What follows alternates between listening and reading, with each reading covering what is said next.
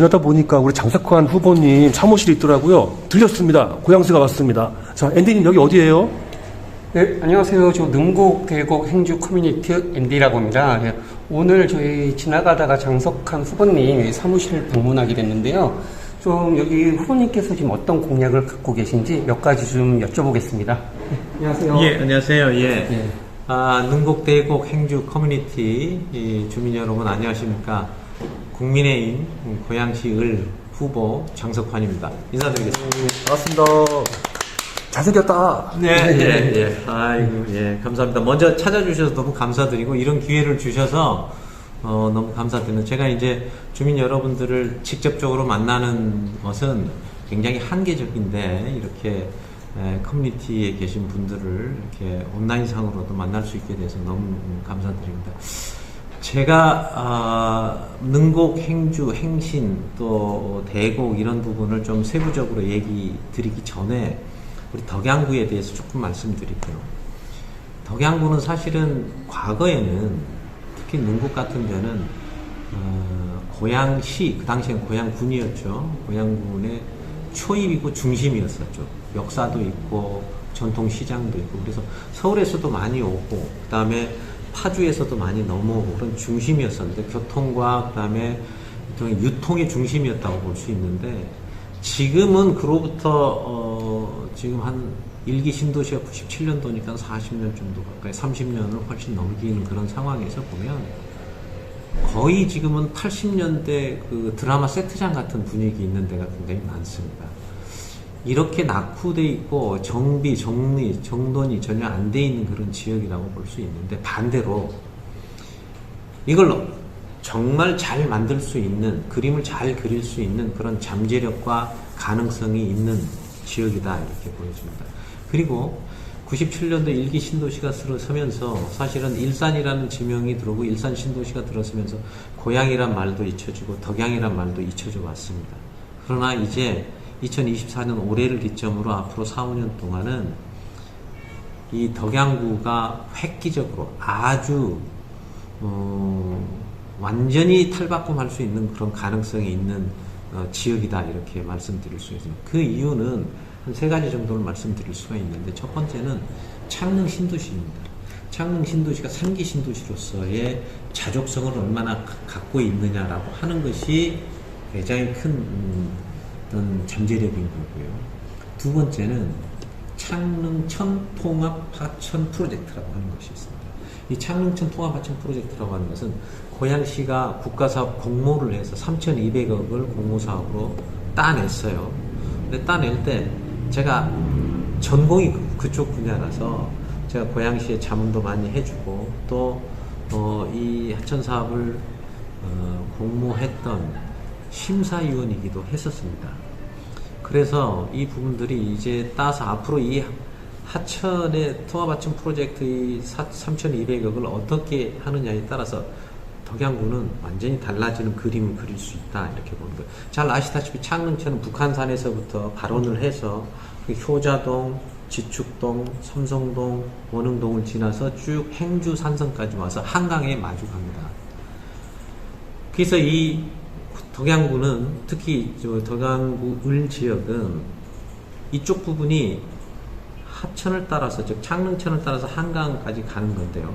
이 창릉천과 이 한강을 어떻게 활용하느냐, 창릉 신도시가 어떤 모습으로 갖춰지느냐에 따라서 완전히 세상이 바뀔 거라고 보여집니다. 정말 미안한 말씀이지만 앞으로 이 부분들이 그림이 잘 그려지면 일산이라고 하는 것은 잊혀질 수 있는 가능성이 많습니다.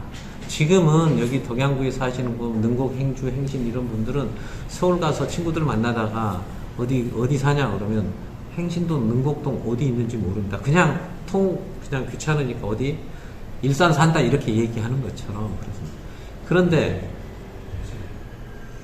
분당이 들어서면서 성남이라는 게 잊혀졌는데 지금 분당은 점점 잊혀져 가고 있어. 왜 그러냐? 판교 신도시가 들어와서 그렇습니다. 마찬가지로 지금 이제 일산이라고 하는 건 창릉 신도시와 창릉천 프로젝트와 한강 프로젝트가 이루어지면 이쪽은 잊혀질 거예요. 이게 두 번째고 마지막 하나는 큰 틀에서 보면 대공 역세권을 어떻게 만드느냐가 이 우리 지역의 가장 핵심 중에 핵심이라고 보여집니다. 5개 정도의 환승이 되는 데는 서울에서는 강남에 지금 삼성역이 될 거예요. GTX 노선부터 시작해가지고 그러면 그 5개 이상이 환승되는 것은 경기북부의 대곡역이 유일합니다. 그럼 양쪽이 그 정도의 거점이 되는 거예요. 지금 삼성역은 아래쪽에 마이스 산업이라고 해서 지하를 저 기사 쪽 잠실까지 완전히 터서 지하 도시를 만들고 계획을 하고 있는데, 이 5개의 환승이 되는 유일한, 경기북부의 유일한 거점은 대곡역이 될 거예요. 그럼 대곡역은 그동안에 20년, 30년 동안 완전히 개발이 전혀 안 돼 있었던 거죠. 그러니까 개발이 안 됐다기보다는 계획이 전혀 이루어지지 않고 있는 거죠. 근데 여기는 잘 아시다시피 이 지역은 우리가 옛날 말로는 절대 농지고, 지금은 구획정리에 의해서 되어 있는 지금 그린벨트와 이 농지로 이루어져 있는 부분을, 지금 정부는 그린벨트를 푸는 정책이 우선이기 때문에 그린벨트와 이런 그 농업 생산이라든지 이런 부분들이 이제 여러 가지의 어떤 주민의 편이나 이런 개발될 가능성이 많이 있는 지역으로 탈바꿈을 하는데, 이걸 어떻게 개발하고 어떤 식으로 활용하느냐에 따라서 이게 달라지는 거죠. 그래서 이 부분을 전체적으로 보면 창릉천, 창릉신도시, 대곡역, 그 다음에 저는 한강까지를 묶어가지고 이 전체가 달라질 수 있는 게 유일하게 고양시 덕양구다, 이렇게 보여집니다. 그렇게 해서 그 부분들인데, 제가 이제 여러 가지 공약들이 있는데, 그 중에서 제가 첫 번째 공약은 실크라고 하는 게, 실크는 영어로 비단이라는 뜻이기도 하고요, 또 부드럽게 다 연결된다는 뜻이기도 하고, 그 실크는 S는 스타필드에서부터, I는 이케아, L은 레이크, 그 다음에 K는 K 스토리. 창릉 신도시와 창릉천에 지금 창릉 신도시에 LH에서 한 400억 정도로 분담을 하도록 되어 있습니다. 그러면 거기에 호수공원을 저는 시장님하고 약속을 했습니다. 호수공원을 짓는데, 그 호수공원의 기능은 그냥 일반 호수공원이 아니고, 창릉천이라고 하는 게 북한산에서 굉장히 경사가 높게 내려오고, 한강은 굉장히 경사가 얕은데, 이 부분들에서 중앙에 홍수날 가능성이 굉장히 많아서 홍수 저류조를 확장을 해서 만든 호수공원이에요. 생태 호수공원을 만들고, 두 번째는 이렇게 쭉 와서 이제 행주 산성을 지나서 한강에 연접하는데, 이 한강을 연접하는데 우리는 이렇게 큰 강에 이렇게 배가 없는 나라는 없습니다. 그래서 이 한강을 어떻게 활용하느냐에 따라서 이 지역이 완전히 탈바꿈이 되는데, 저는 2가지 프로젝트를 시장님하고 확답을 받았습니다. 첫 번째는 고양항을 할 겁니다. 이 고양항은 우리가 단독으로 하는 게 아니고, 이미 서울은 서울항을 오세훈 시장께서 이미 지금 추진을 하고 계세요. 서울항을 만드는 것은 물류나 그다음에 어떤 시설, 그리고 레저 이런 걸 통해서 서해로, 아라뱃길을 통해서 서해로 나가는데, 이 서해로 나가는 길을 확보해서 여러 가지 부분들을 좀 합니다. 그리고 그것에 맞춰서 고양항 있잖아요. 고양항을 만들면 우리가 서해 관문이, 서해가 우리가 12시간 25분마다 이렇게 밀물선으로 되기 때문에 대기해야 되는 시간도 많고, 또 가는 길목이 있기 때문에 우리가 물류 집적이라는 이런 걸 할 수가 있어서, 고양항을 만들면 거기에 요트, 보트, 그다음에 뭐 교통, 준 이런 것들을 통해서 이 항구를 굉장히 활성화시킬 수 있는 절의 요지다라고 보여져요. 그리고 또 하나는 그 옆에다가 지금 행주 한강공원에 약 2km가 넘는 잔디밭이 조성이 되어 있습니다. 이쪽 부분에 유유지 부분도 있고, 그 지역을 워터파크를 저는 계획을 하고 있습니다. 이 워터파크는 이런 겁니다. 미국은 화이트 워터 파크라고 하는 게, 제가 영어를 써서 죄송합니다만, 인공 래프팅장을 만듭니다. 인공 래프팅장을 만들어서 그 인공 래프팅장에 대한 시뮬레이션을 저한테 그 회사에서 요청이 왔었습니다. 제가 전공이 그 분야니까. 그래서 그 인공 래프팅장을 만드는데 그쪽 회사에서 어디에다 하려고 하니까 낙동강변의 김해 쪽을 자기네들은 생각을 하고 있다고 해서, 아니다, 수도권으로 하면 좋다. 수도권 중에서도 물이 가장 풍부하고 물이 가장 많은, 그리고 유유지가 상당히 잘 활용할 수 있는 데가 고양시다. 그렇게 지금 제가 유도를 하고 있습니다. 그래서 그러면 예산은 어디서 갖고 오실지. 예산 말이죠. 이제 그 목적은 화이트워터 파크를 해서 굉장히 큰 대규모 단지의 리조트 형태가 들어올 거고, 이미 그 부분은 민자로 의향서를 타진해 온 데가 있습니다. 우리나라에서 워터파크를 잘하는 데가 두 군데가 있어요. 롯데하고 대명이에요. 롯데가 뒤에 호텔 부지를 짓게 해준 다음에 리조트 형태로 워터파크를, 인공 래프팅장을 한다고 그런 의향서 같은 것을 제가 받았는데, 거기에 119 수상구조대 훈련장도 겸할 수 있고요. 카누카약 국가대표 선수들도 훈련장을 겸할 수 있습니다. 그 인공 래프팅장은 11월까지 가능합니다. 그런데 거기에 많은 양의 물이 필요하기 때문에 한강 옆에 가능하다는 거죠.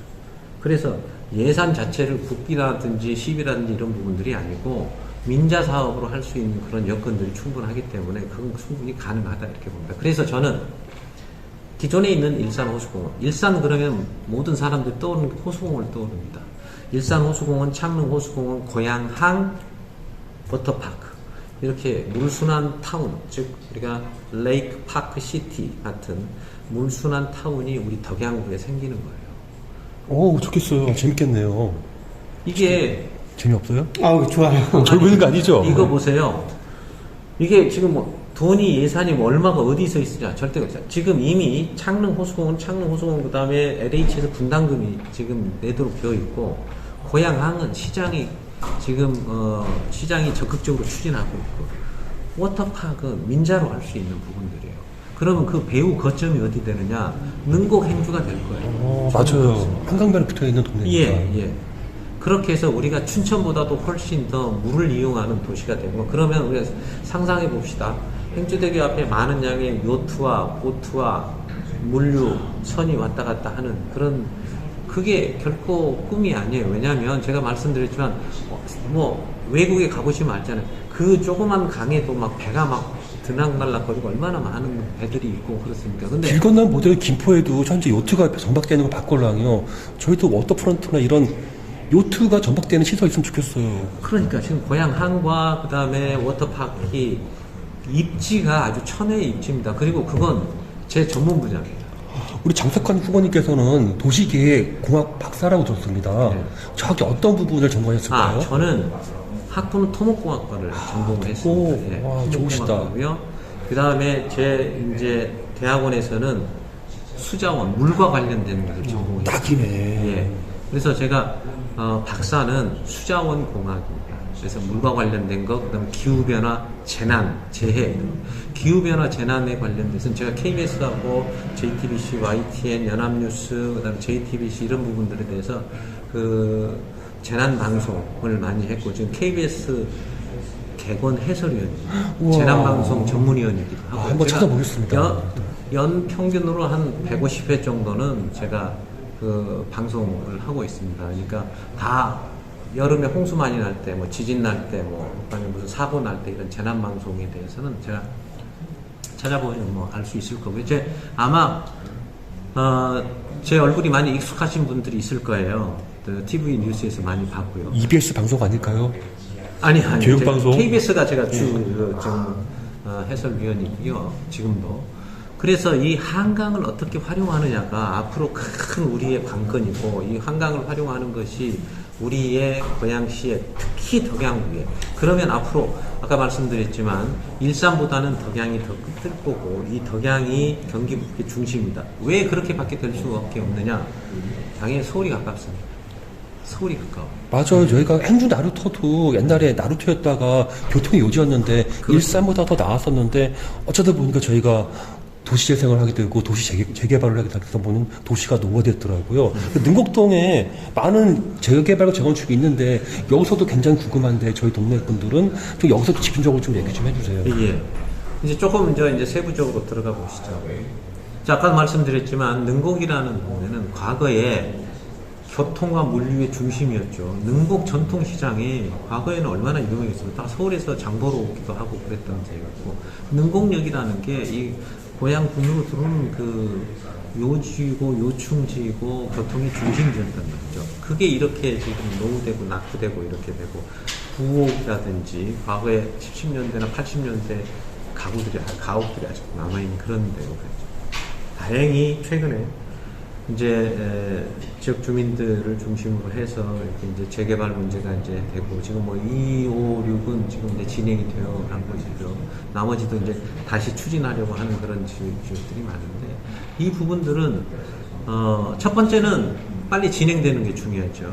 빨리 진행되는 게 중요하고, 이제 우리가 이 구역 같은 데는 우리가 이제 관리처분 인가라든지 또 사업 시행 인가라든지 이 구역 6구역 같은 경우는 그런 부분들이 좀 여러 가지 것들이 좀 더디게 되어 있는 것을 빨리 진행을 해야 된다고 봅니다. 상구 같은 경우는 그 구역 지정이 아직 안 된 걸로 알고 있는데, 저희 시장님께서 아직 그 결단을 못 하신 것 같아요. 여기 대화 참고되셔가지고 좀 얘기 좀 전해주세요.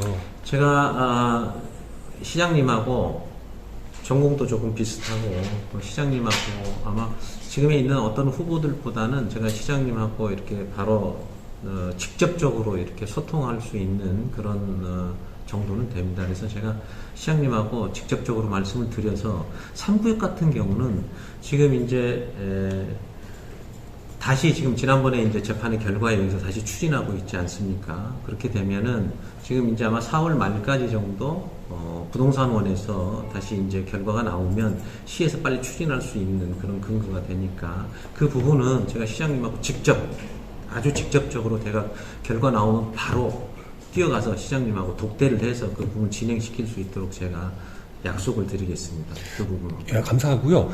능곡 1구역 같은 경우에는 삼성당 건설비건 때문에 고양시청과 계속 소송을 하고 있었고, 지금 항구에서 고등법원까지 올라갔습니다. 여기에 대해서 한 말씀 해주시면 좋을 것 같아요.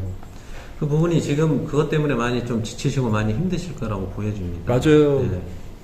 그래서 그 부분은 지금 이제 1구역은 아직 이제 소송이 진행되고 있는 상황이니까 뭘 어떻게 하겠다 이렇게 말씀을 드릴 수는 없지만, 그 결과가 조금이라도 긍정적인 쪽으로 만약에 나온다면, 이건 역시 지금 이게 아까도 말씀드렸지만 능곡은 덕양의 과거의 중심에서 이렇게 노후되고 낙후되는 것은 고양시 전체로 봤을 때도 굉장히 손해고 굉장히 이것은 후퇴되는 것이기 때문에 이 구역도 빨리 진척이 될 수 있도록 해야 됩니다. 그래야 소외되지 않고 소외된 지역이 없도록 만들어주는 게 지금 가장 중요하다고 보여지기 때문에. 맞습니다. 기반 시설은 시청에 당연히 비용을 부담해서 능곡 주민들이 이용할 수 있게 해주는 게 맞다고 그러는데, 이 비용을 주민들한테 전가한 것은 잘못된 생각이 들고요. 또한 재건축 연합이 현재 준공이 안 떨어지고 있어요. 이것은 어떤 영인지 모르겠지만 아마 토지 구매권을 얘기가 나오는 건데, 저희들이 보기에는 아직까지 권리 행사를 못하고 있고 건물은 다 지어졌는데 답답한 생각이 듭니다. 여기에 대해서 한 말씀 해주시면 감사하겠습니다. 그 경우는 이제 제가 봤을 때는 이제 이런 거죠. 지금 재개발에서 가장 문제가 되는 것은 두 가지인데요. 하나는 분담금 문제가 인 거죠. 분담금 문제. 그래서 얼마만큼 분담을 하고, 예를 들어서 분담금이 적어지면 공공기여 부분도 더 많이 할 수도 있는 거잖아요. 그렇게 되는 부분들이 있는데, 그 분담금 문제를 어떻게 할 거냐 하는 거 하고, 여기하고는 조금 다르지만 이제 행신 같은 데는 이제 영구 임대주택 같은 그런 부분들이 있는데, 이 분담금 문제하고 지금 여기 있는 얼마나 많은 용지를 이제 공공기여를 할 거냐 하는 부분들에 대해서는 이제 용적률 상향이라고 하는 것으로, 그런 것으로 가지고 좀 조정이 좀 필요하다고 봅니다. 그래서 그 용적률 상향을 통해서 그런 부분들에 대한 것을 완화시킬 수 있는 그런 여지가 좀 돼야 되고, 그것은 이미 공사비도 많이 오르고 지금 여러 가지 상황들이 과거에 5, 6년 전하고는 굉장히 달라졌습니다. 즉 코로나 이전하고 이후는 굉장히 많이 달라졌기 때문에 자재비, 인건비부터 시작, 그 건설 원가, 그 다음에 지금 여러 가지 상황들이 더 나빠졌기 때문에 사실상 건설사도 와가지고 자기네들 조금이라도 이득이 있어야지 시행을 할 거 아니겠어요? 주민들은 자기가 들어갔을 때 분담금이 너무 많으면 쫓겨나야 되는 그런 상황을 면해줘야 될 거 아니겠습니까? 거기에 맞습니다. 많은 부분들이 자기가 정말 우리가 서민들이 생각했을 때 5억이고 뭐 7억이고 8억이고 이런 것은 자기 전 재산을 걸고 하는 건데 이 부분에 대해서 무작정 시가 원래의 4, 5년 전에 놔뒀던 기준을 그대로 적용하고 그것을 고집하는 것은 좀 불합리하다고 보여요. 예, 여기까지 하겠습니다. 20분 지나가지고 좀 쉬십시오.